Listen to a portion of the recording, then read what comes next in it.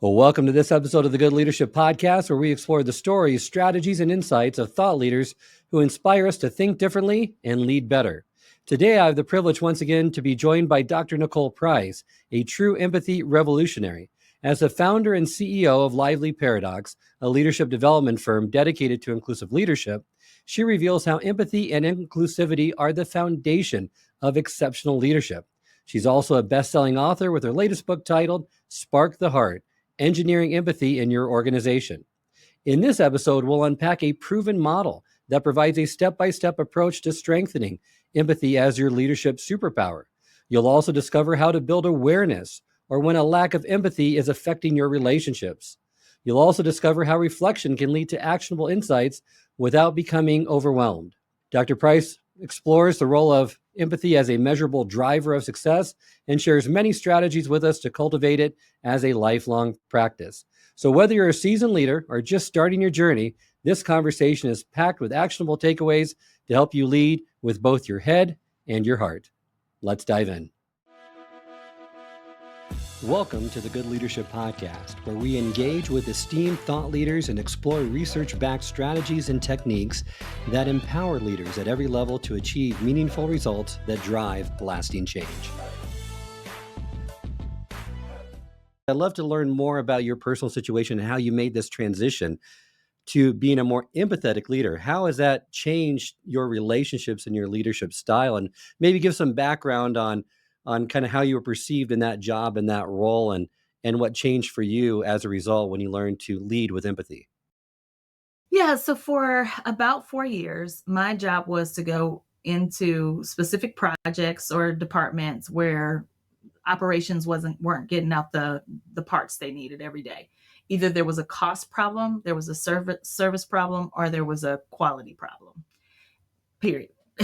And if it was really bad, I got to go. And that was my job. And what I loved about it was when I would show up, there'd always be somebody who would say, "I was scared of you when I heard about you in the back." And I used to take such pride in that. Like, yes, there's some respect there. It's just what I used to think. And so the Nickinator is a combination of my actual name, Nicole, and the Arnold Schwarzenegger's Terminator character. Like, there's people literally comparing me to a cyborg assassin. And I was not embarrassed by that. I had a little paddle on my wall, said Nickinator. You were proud of that to some extent, right? I was proud of it. Yes. And I remember one time in particular, I don't talk about this in the book, but we were not making our numbers every day. And so I had the facilities people set my desk up in the middle of the manufacturing floor. Put my desk out there. And I'm going to work in the middle of the manufacturing floor until these people get it together. It's ridiculous. It's a ridiculous way to try to lead people. But that story got all kinds of press, and I was thrilled. I used to keep a box of tissue on my desk because if people came in and we needed to have a performance discussion and they were going to start to cry, I already got the tissue ready for you. And Janice and HR is waiting because I've already told her that we were going to do this. I know how to follow this process.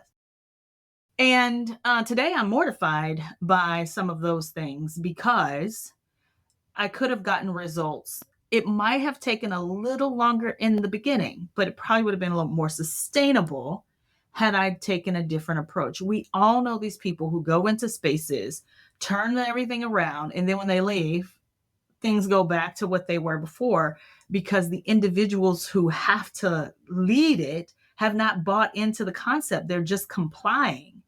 And so my transition has not been an easy one. It was not an easy one.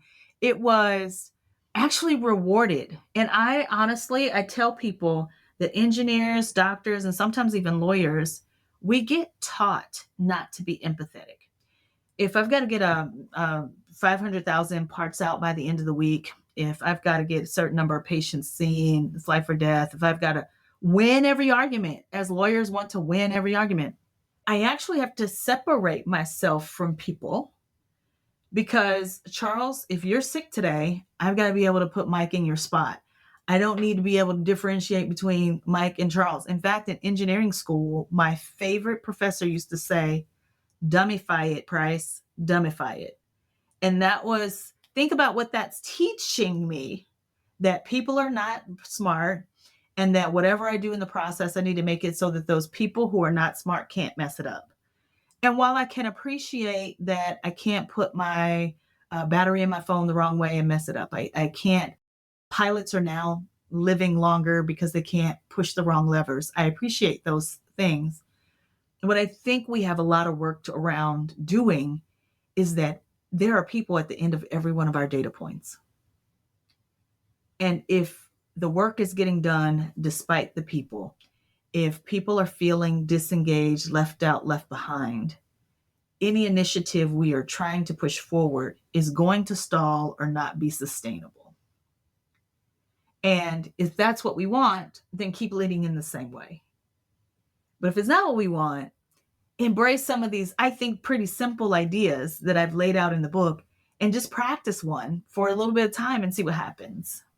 By the fact that you're not a natural empathizer brings so much more credibility to the book, to these concepts and the tools that you share, because it helps people that don't have this natural gift, that need the help, to embrace it more and to see the impact that it will have on their organizations, on the people they lead, which it's so critical in this day and age to have leaders showing more empathy and to lead with empathy more of the time, because it's not trained, classically trained in school like that.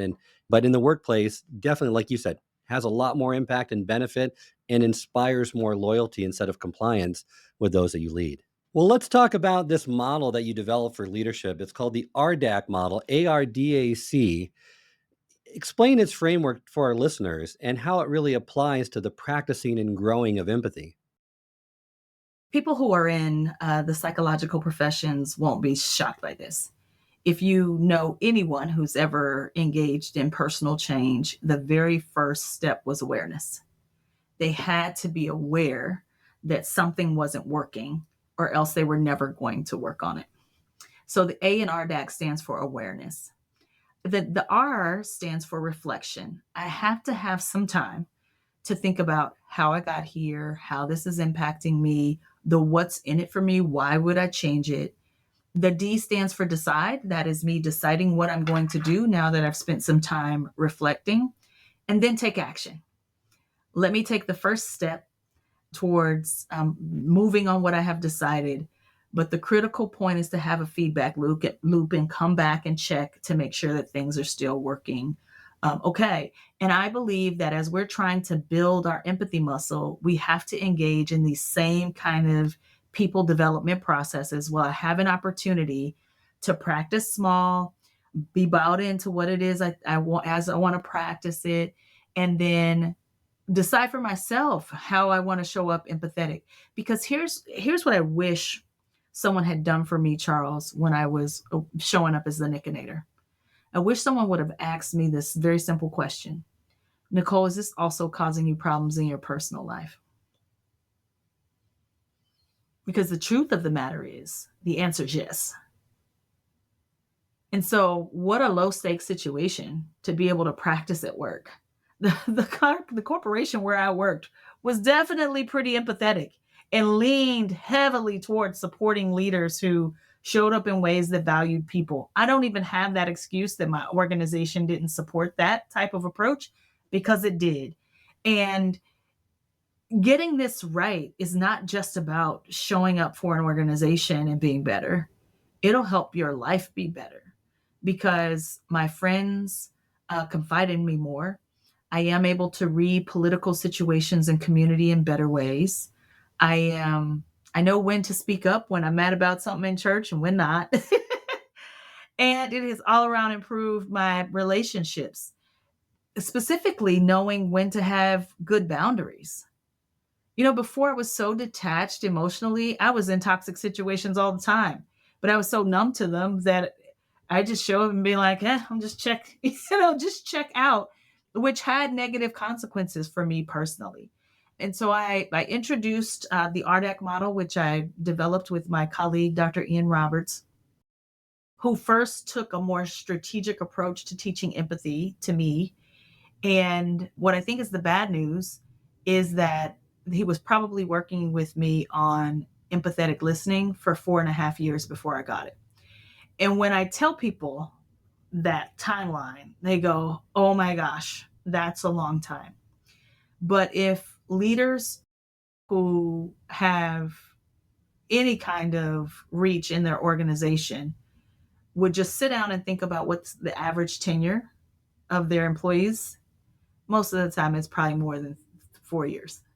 And so, what would it look like if we started working with people on some of these soft skill development? And I'm using that term because that's the term that folks understand best, even though I don't think there's anything soft about learning empathy. It's been the hardest thing I've ever had to do in my life. And it was hard this morning when I screwed it up, because then I was judging myself for getting it wrong. But we'll talk about the 3 C's. I hope that's on the plan of things to talk about today, because if you believe that people have the capacity to learn and do better, to build their skill, talent, and commitment, RDAC model helps give you a way to help them start working on that. Well, the first two stages are so critical to not only building empathy, but just having better leadership in terms of just being aware of your impact and what it's causing for others. And it seems like all leaders today are in execute mode all the time. So having that time for reflection is so critical that I think a lot of leaders don't do it near enough. And they're just always trying to get things done. They're in overwhelm mode or execute mode. And spending time in building that awareness, having that reflection is critical, not only for empathy, but also for effective leadership. And what you mentioned too is that this stuff helps helps you in a very significant way on the personal level as well.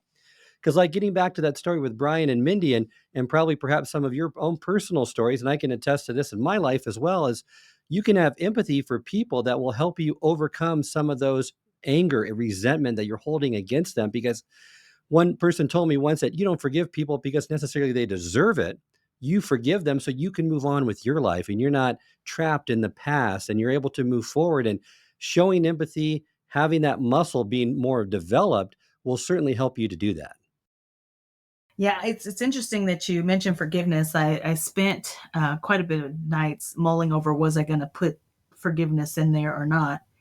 But part of what is harming us is that we have really red negative emotions about things people have done to us, and we just try to push it down and push past it, and suppressed feelings never die. And so we come to work and then we blow that pain through others. That is what's happening. And I'm working mine out through therapy, but all of us can work it out by getting in touch with our own emotions. You don't have to share that with anybody. And then understanding why we feel what we feel, labeling those things. And then when it's time to express, then we can do so in a regulated way. Charles, I used to teach a course on emotional intelligence, which is laughable to me at this point, because when I was teaching it, I also was terrible at that too. But when you teach regulation only, the reason people can't do it is because they're suppressing what they really feel. You've been in these organizations where we're saying all the HR words, collaboration, teamwork, we're a family, whatever the HR words are. But if you don't believe them, you're not going to be able to show up and act in any actionable way consistently, trying to convince somebody else of it. People are going to experience it as inauthentic and fake, and they don't trust it, and they might not even know why. But when we can align our values nicely with what we are personally processing, then it makes things like forgiving people for slights against us. And you know that I have some pretty big forgiveness things in the book that I have my personal grapples with. I don't say that to say that I'm somehow this amazing person who deserves this moral high ground because I can forgive. No, it has helped me to be able to do my work and appreciate my own relationships in ways that are healthy and whole for me. And I think that's important. I think it keeps us from falling into addiction. I think it keeps us from all kinds of maladaptive behaviors that are not good for us. Leading with empathy, though, can sometimes feel overwhelming, especially in high pressure roles. Empathy fatigue is common in caregiving and leadership roles. How can leaders set healthy boundaries while remaining empathetic and connected to their employees? I tend not to think that like telling people how something works is what gets them to change, but I think this is important in this instance, that people understand how empathy works. The center of the brain that helps you connect emotionally with somebody, affective empathy or emotional empathy, is different than the area of the brain that helps you connect to somebody mentally or using cognitive empathy. And it's not just nuance, it's different centers of the brain. It is not the same thing. And people in helping professions have high levels of affective or emotional empathy. So, Charles, you come into the domestic violence shelter. I'm there to support you. As you're telling your story, I'm feeling trauma with you. I remember the time that I have seen domestic violence. I'm crying with you. When you first get there, Charles, my goal is to help you. But let's imagine you weren't the first client. Let's imagine you were the 15th of the day. And I've been handling every one of you the same way. By the 15th, is my goal still to help that 15th person, or is it to make myself feel better because now I'm in so much pain, I can no longer take it? And what tends to happen is by the 15th person, I'm in so much pain, I can no longer take it. And so what I try to do with people in helping professions, before we even get to boundaries, is recognize that cognitive empathy is better for you in this instance. So Charles comes into the domestic violence shelter. Charles needs my help. I tell myself, I am here to help Charles. This is not past domestic violence that has happened to me. I am not in harm's way. I am not harmed. I am better able to help Charles by keeping this distance between us. It's called clarity of distance. It makes us good coaches. It makes us good doctors, engineers, and lawyers. If Charles, I'm sitting there crying with you, now you feel obligated to take care of me. I failed at my job. I failed. So I think the very first thing is recognizing and making that separation between affective empathy and cognitive empathy, and being more intentional and deliberate about that, and having whatever information you need to help you. Now, the other thing is we need rest. That's also part of boundaries. I often say, I can drive my car until the wheels come off. I never have to stop and get gas if I don't want to. But that car is going to run out of gas, and it's always going to be at an inconvenient place and at an inconvenient time. The same is true for us. Rest is not leaving our clients in a bad situation. It is not somehow an indictment on our commitment. It is required maintenance so that you can get up and fight another day. And I know saying that requires some incredible embracing for people who have very high stakes, people are in great harm's way. And it's hard to do that, but you have to. Because when it all breaks down, it is never going to be at a convenient place at a convenient time.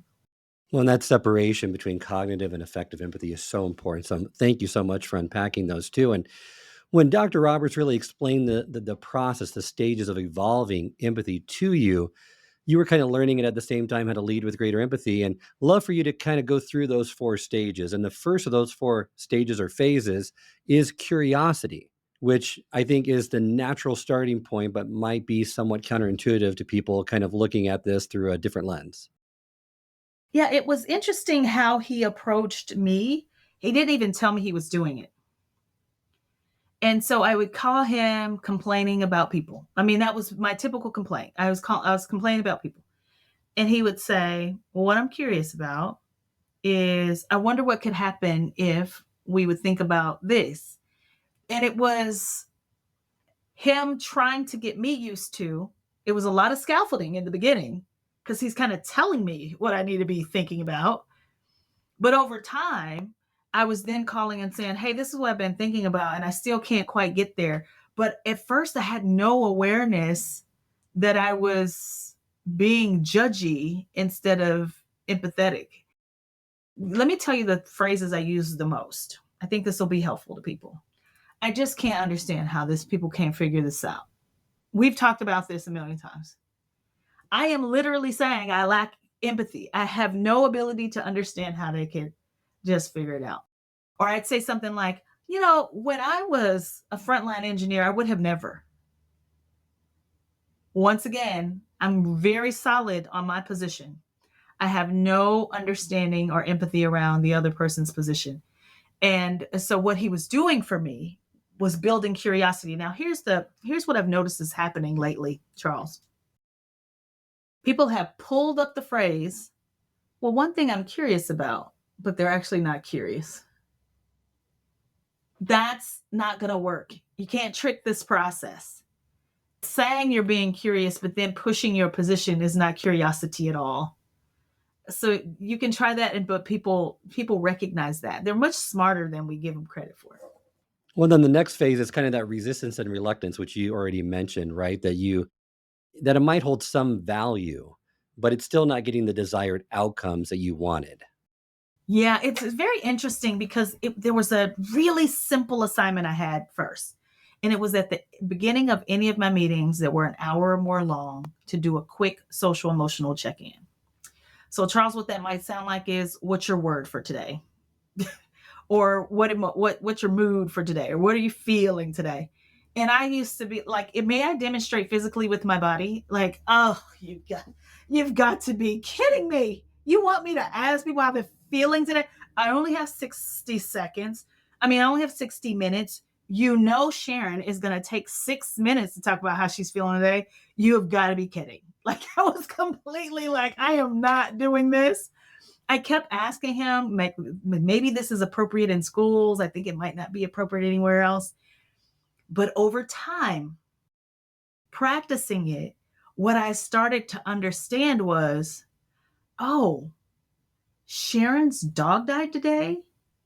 That's important for everyone in the room to know, because on the manufacturing floor, Sharon is not as safe. She's not paying as much attention as she should be.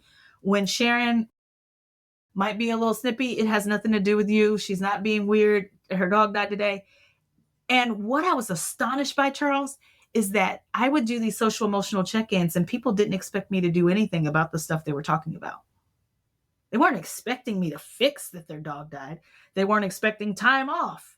They weren't expecting anything. That information, that expression just gave us information to be able to know how to take the next right step.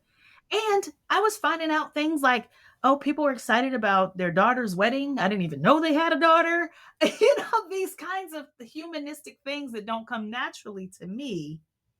It was filling in information. And once I started to get those insights, then I moved from reluctance to the next stage. Well, then the final two stages really are that cautious investment where you think, okay, you kind of see it paying off. And like you said, it's a lot of people, when you demonstrate empathy, they don't want solutions. And coming from certain backgrounds or certain educational backgrounds, they just want to give you solutions. It's just empathetic listening to them, making them feel understood before you try to provide any kind of insight or solutions to them is perhaps the most important step for that muscle to build, but also for that relationship to get stronger so they feel like you're really listening to what they're saying. Do you mind if I share a personal example of how Of this has been course. really helpful to me? So people in my family would call and tell me about their problems. And I think to get them off the phone fast, I'd just be like, what's it cost to make this go away? Right? Like, how much money do you need so I can get you off the phone? But the two things happen. One, they don't feel valued. And two, I feel used. I feel like people are calling me for that. But here's what I learned just doing empathetic listening and not necessarily thinking of myself as a fixer. Just listening is sometimes all people need. And when I would listen and then say, how can I be helpful? Oftentimes people would say, I'm just glad you listened. Thank you. I save a lot of money. I save a lot of money. That's great insight. I'm sure for a lot of people listening as well, because I'm sure they have that same mentality to say, I just need to move on to something else. How do I get you off the phone as quickly as possible? Yeah, and it's wonderful. And then if you start to notice a theme where someone's calling you all the time just to listen, now you can address that theme if you're too busy for that. I have not had that happen. 2 days ago, someone called who I know marginally well, and she's going on and on and on. And Charles, I'm telling you, I had 3 good solutions for her. In my head, I was just waiting. And then when she got to the end, I said, well, how can I be helpful? And she said, thank you for listening. That's all I needed. That had to get you in the inside a little bit to say, I really wanted to share these with you, but keeping your mouth shut was the most important thing you probably could have done at that point because she felt listened to.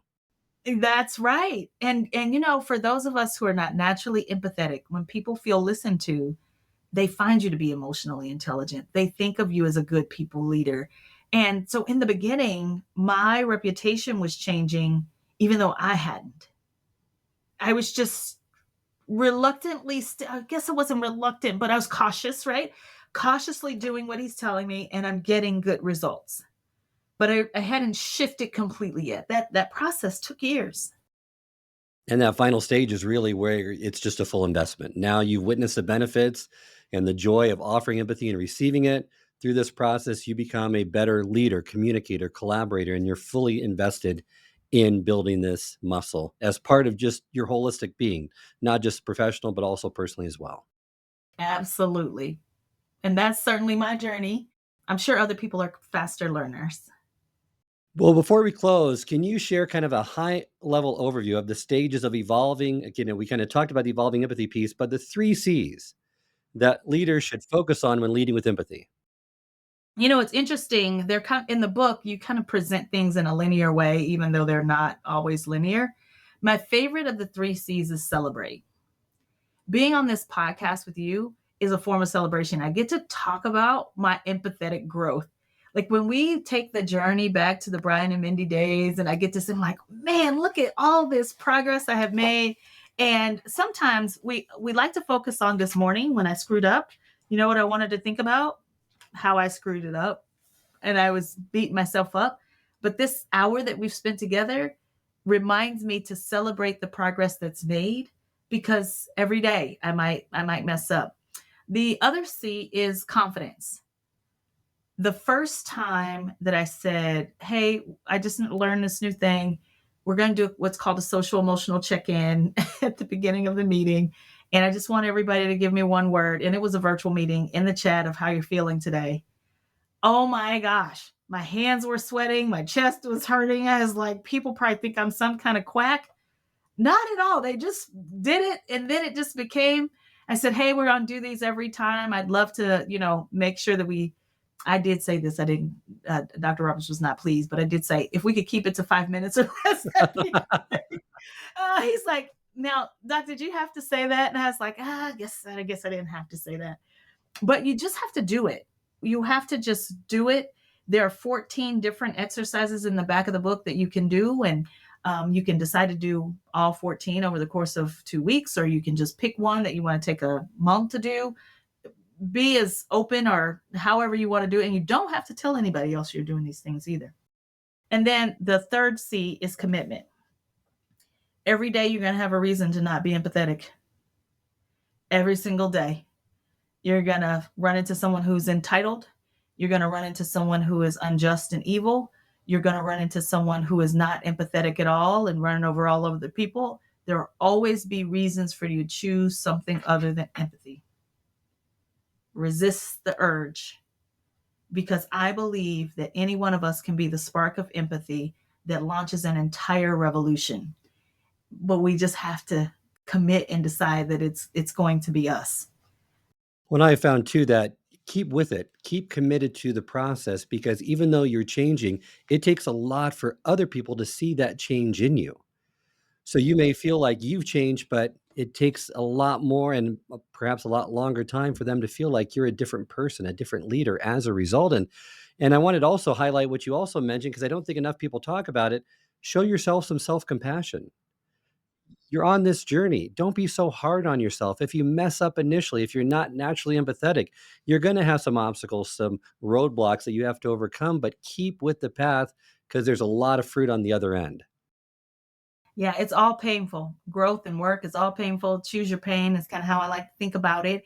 And I'll say that if anybody ever wants my insight into how we can like move this needle forward and engineer greater levels of empathy and organization, I'm always happy to help. It gives me much joy. And interestingly enough, recently someone called me a good listener. Someone said I was a kind person. And while empathy does not mean kindness, people experience you as kind. Couldn't agree with you more. As we close today, Nicole, is there one insight, one call to action that you want all leaders to take as they start building their empathy muscle? I would say that I give probably way too many examples of how to build your empathy muscle. 14 is a lot. Maybe skim over them. And you can download that list without ever even looking at the book and choose one thing and focus there. And remember, this is all together. Remember that personal development is hard. If it were easy, everyone would be their best selves. Like we're going to mess up. It's going to feel uncomfortable. It's like writing with your non-dominant hand. It's ugly at first and people can't read it and it takes you a long time and you have to think about it. But if you keep practicing, even writing with your dominant hand, eventually it starts to look beautiful. And you don't ever even remember a time when you couldn't write in that way. And this is the same. We just got practice. Great analogy. Well, thank you so much, Dr. Nicole Price, for sharing your insights and experiences with us today. Your journey and your tools that are in your book, Spark Your Heart, remind us that empathy really isn't a leadership buzzword. It's a transformative practice that builds stronger teams and deeper connections with everyone in your life.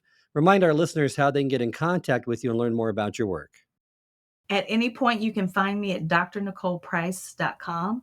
You can also follow me on any of my social channels, YouTube, TikTok, Blue Sky, any of them, X, at drnicoleprice.com. And there's no H, by the way, just in case. And you can always also call the office if you want to talk to me and get a meeting scheduled. I do hour consulting conversations if you want to pick my brain for free. There's no charge for those. And that number is 800-914-9205. I hope this episode has provided you with valuable insights. If it has, I ask you to share it with someone who would also benefit from it. If you've been enjoying and gaining knowledge from this podcast, then subscribe to our YouTube channel where you can find all the previous episodes of the podcast and additional learning resources. You can also subscribe to the podcast on Apple or Spotify and leave up to a 5-star review.